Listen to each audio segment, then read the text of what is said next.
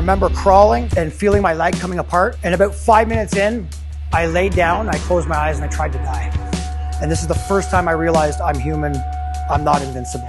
And I remember thinking to myself, I just did it again. My right leg catches on a rock and snaps right off. They put me in a coma. Mike, we're gonna amputate your leg. Like, Chief, what do I gotta do to come back to work? You have to pass the physical test you did, the fire ground test that we're gonna put you through to make sure you can do your job. And every day I went to the training grounds and trained. If you have the mindset to never give up, you will be successful. My name is Mike Laughlin. I'm Canada's first and only above-knee amputated full-time firefighter, and I encourage you to never give up.